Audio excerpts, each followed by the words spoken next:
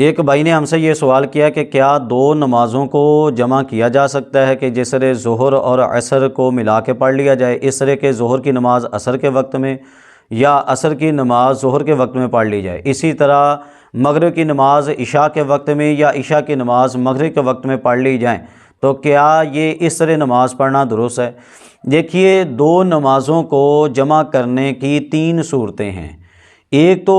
بولتے ہیں جمع سوری۔ جمع سوری یہ ہوتا ہے کہ پچھلی نماز کا وقت آخر میں آ جائے تو اس کے آخری وقت میں آپ نماز پڑھیں، جیسے کہ ظہر کا وقت بالکل آخر میں آ گیا تو اب آخر میں جا کر آپ ظہر کی نماز ادا کر رہے ہیں، اور پھر انتظار کرتے ہیں، بیٹھ کر تھوڑی دیر انتظار کرنے کے بعد جب عصر کا وقت شروع ہوتا ہے تب آپ عصر کی نماز عصر کے وقت میں ہی ادا کرتے ہیں۔ اسی طرح مغرب کی نماز بھی آپ اس وقت ادا کرتے ہیں جب عشاء کا وقت شروع ہونے لگتا ہے، اتنی تاخیر کرتے ہیں اور مغرب پڑھ کے پھر بیٹھ جاتے ہیں، اور بیٹھنے کے بعد تھوڑی دیر انتظار کرتے ہیں یہاں تک کہ عشاء کا وقت شروع ہوتا ہے، عشاء کے اول وقت میں آپ پڑھ لیتے ہیں۔ اس کو بولتے ہیں جمع سوری۔ جمع سوری بالکل جائز ہے، اور عام طور پر اس کو جب عذر ہو، سفر ہو تو اس طرح کے موقع کے اوپر کیا جا سکتا ہے، یعنی کہ ظہر اور عصر کا تو ویسے ہی مسئلہ نہیں، لیکن مغرب میں چونکہ تاخیر کرنا ذرا مکروہ ہوتا ہے تو مغرب میں عام طور پہ پہلے وقت میں ہی ہم نماز پڑھتے ہیں تاکہ جو بڑے ستارے ہیں وہ ظاہر نہ ہو جائیں۔ بڑے ستاروں کے ظاہر ہونے سے پہلے پہلے ہم نے یہ نماز مغرب ادا کرنی ہوتی، ورنہ بعد میں مکروہ وقت شروع ہو جاتا ہے، اور عشاء اس کے اول وقت میں ادا کر لی جائے گی اور کوئی مسئلہ نہیں ہوگا۔ اچھا، جو مسئلہ ہے نا جس کے اوپر اختلاف ہے، بعض لوگ یہ کہتے ہیں، آج کے بھی لوگ ہیں جو بعض لوگ یہ کہتے ہیں کہ نہیں جی جناب جمع تقدیم بھی کر سکتے ہیں، جمع تاخیر بھی کر سکتے ہیں، یعنی کہ بعد والے وقت کی نماز بھی پہلے کے وقت میں پڑھ لی، یعنی کہ عصر کی نماز کا بھی وقت نہیں آیا اور وہ ظہر کے وقت میں پڑھ لی، اسی طرح عشاء کی نماز کا وقت ابھی نہیں آیا اور وہ مغرب کے وقت میں پڑھ لی۔ یہ ہے جمع تقدیم۔ جمع تقدیم تو کسی صورت ہو ہی نہیں نہ سکتی، بالکل کسی صورت بھی ہو ہی نہیں سکتی کہ ابھی جس نماز کا وقت ہی نہیں آیا وہ کیسے ادا کر لی جائے گی، حالانکہ اس کے قائل بھی موجود ہیں۔ حیرانی ہوتی ہے ایسے لوگوں کی عقل پر کہ کیسے یہ لوگ اپنی طرف سے مولوی بنے پھرتے ہیں، مسئلے بیان کرتے ہیں۔ اچھا، دوسری صورت جمع تاخیر والی، یعنی کہ ظہر کا وقت جان بوجھ کر وہ جو وقت گزرتا گیا اور جناب نے نماز پڑھی ہے عصر کے وقت میں، اور اسی طرح مغرب کا وقت گزرتا گیا، بندے نے نماز پڑھی ہے عشاء کے وقت میں، یہ ہے جمع تاخیر۔ کیا یہ جائز ہے؟ اس کے کہنے والے آج کے نام نہاد قسم کے لوگ جن کو علم کی ہوا تک نہیں لگی، وہ کہتے ہیں کہ جناب یہ درست ہے، کوئی مسئلہ نہیں، یہ پڑھی جا سکتی ہے، حالانکہ ان لوگوں کی عقل پر حیرانی ہوتی ہے کہ کیا تم نے قرآن نہیں پڑھا، کیا تم نے احادیث نہیں پڑھی؟ اچھا دیکھیے قرآن کیا کہتا ہے، میں آپ کے سامنے قرآن پاک کی آیت کریمہ رکھتا ہوں۔ اللہ پاک نے کیا ارشاد فرمایا، یہ پارہ نمبر 5 ہے اور سورہ نساء، اس کی آیت نمبر 103۔ اللہ پاک نے ارشاد فرمایا ان الصلاۃ کانت علی المؤمنین کتابا موقوتا، فرمایا بے شک نماز مسلمانوں پر وقت باندھا ہوا فرض ہے۔ جب اللہ نے نماز کا وقت باندھا ہوا ہے تو کوئی اس کو کیسے کھول سکتا ہے؟ جب اللہ نے کہا کہ میں نے تمہارے اوپر جو فرض کیا ہے یہ وقت باندھ کر نماز فرض کی ہے، تو کوئی کیسے تو نہیں آپ بھائی نماز کا وقت گزار لیں، بعد میں آپ پڑھ سکتے ہیں۔ اچھا، اس کے علاوہ جناب اپنی طرف سے کوئی نہ کوئی کہے گا کہ جناب حدیثیں ہیں اس کے حوالے، کیا احادیث قرآن کے مخالف جائیں گی؟ میں آپ سے سوال کرتا ہوں، کیا احادیث قرآن کے مخالف جائیں گی؟ نہیں، بلکہ احادیث تو قرآن کو واضح کرنے کے لیے آئی ہیں، لہٰذا اس کی تطبیق دی جاتی ہے، نہ کہ ان کا آپس کا تضاد صابر کیا جاتا ہے۔ قرآن نے جب وقت باندھا فرض ہے تو اس کو ماننا پڑے گا۔ اگر احادیث کی طرف بھی آتے ہیں تو میں آپ کے سامنے حدیث بھی رکھتا ہوں۔ دیکھیے کہ محبوب کریم صلی اللہ تعالی علیہ وسلم آپ نے اس حوالے سے کیا ارشاد فرمایا، حوالہ بھی آپ سامنے ابو داؤد شریف کا آپ ملاحظہ کر سکتے ہیں۔ دیکھیے اس حوالے سے کہ یہ وقت باندھا ہوا کتنا فرض ہے اور اس کی کتنی زیادہ اہمیت ہے،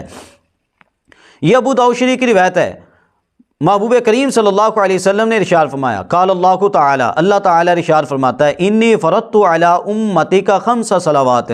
کہ محبوب کریم صلی اللہ تعالی علیہ وسلم میں نے تیری امت پر 5 نمازوں کو فرض کیا، وعہدت عندی عہدا، اور میں نے اپنے ہاں یہ عہد رکھا ہے کہ انہ من جاء یحافظ علیہن لوقتہن، کہ جو بھی لائے نمازوں کو، جو بھی نمازوں کو ادا کرے اس انداز میں کہ ان کے وقتوں میں ادا کرے، وقتوں میں ان کی محافظت کرے، ادخلتہ الجنت، اللہ نے فرمایا جو دوران وقت نماز، جو نماز کا وقت ہے اسی کے دوران نماز پڑھے گا اس کو میں جنت میں داخل کروں گا۔ ومن لم یحافظ علیہن،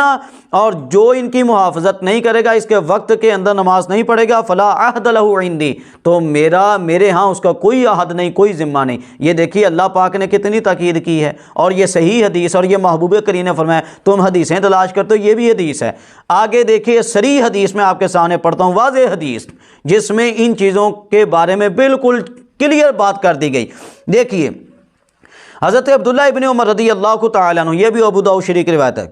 کہ مؤذن نے نماز کا تقاضا کیا، فرمایا چلو یہاں تک کہ شفق ڈوبنے سے پہلے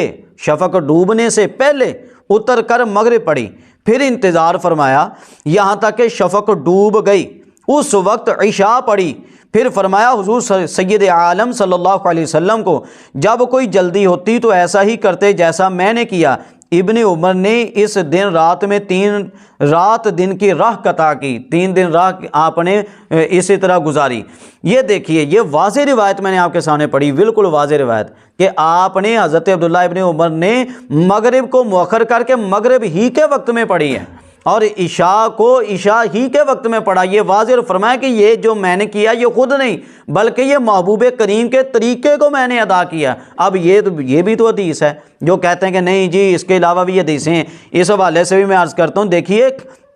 ہمارا ایک دعویٰ ہے، ہمارا دعویٰ کہ میں دعویٰ آپ کے سامنے رکھتا ہوں، ہم کہتے ہیں کہ جمع حقیقی جس کو تم جائز کہتے ہو، جمع حقیقی کے لحاظ سے کوئی ایک حدیث، یہ ذہن میں رکھیے گا قیودات کو، کوئی ایک حدیث ہو جو صحیح بھی ہو، بالکل صحیح حدیث ہو، اور صریح ہو، واضح روایت ہو، اور مفسر ہو، اس میں کسی قسم کی تعویل نہ چلتی ہو، بالکل اس طرح کی روایت ہو جس طرح ہم نے آپ کے سامنے پیش کی ہے، اس طرح کی کوئی روایت موجود نہیں ہے۔ جمع تقدیم کے بارے میں تو بالکل ہے ہی نہیں نا، اور اگر آپ جمع تاخیر کو دیکھتے ہیں تو اس میں فقط 2 روایتیں ملیں گی، اور اس میں بھی اگر غور کریں گے تو وہ جمع سوری ہی کے بارے میں بتا رہی ہیں، اور ویسے بھی احتمال ہے، شک پیدا ہوتا ہے کہ اس سے کون سی جمع سوری مراد ہے یا جمع جناب حقیقی مراد ہے، اور اس کے بارے میں قاعدہ قانون سب جانتے ہیں کہ اذا جاء الاحتمال بطل الاستدلال، کہ جب احتمال کسی جگہ پہ آتا ہے تو وہاں پہ استدلال نہیں ہوتا۔ ہاں جو دوران حج میدان عرفات میں یا مزدلفہ میں جو نمازیں پڑھی جاتی ہیں ان کا حکم الگ ہے، اور اسی طرح اگر جہاد اتنا شدت سے جاری ہے کہ وقت ہی نہیں مل رہا، قدرت ہی نہیں نماز پڑھنے کی، یا مرض اتنا شدید ہے کہ بندے کو قدرت ہی نہیں نماز پڑھنے کی، اچھا اسی طرح غشی کا عالم طاری ہے، تو یہ الگ صورتیں۔ اس کے علاوہ جو آپ صورتیں کہتے ہیں بالکل اس طرح کے ہر بندے کو اجازتیں دے رہے ہیں، اس کی بالکل کوئی اجازت نہیں ہے۔ اللہ پاک ہمیں اس مسئلے کو سمجھنے کی توفیق عطا فرمائے۔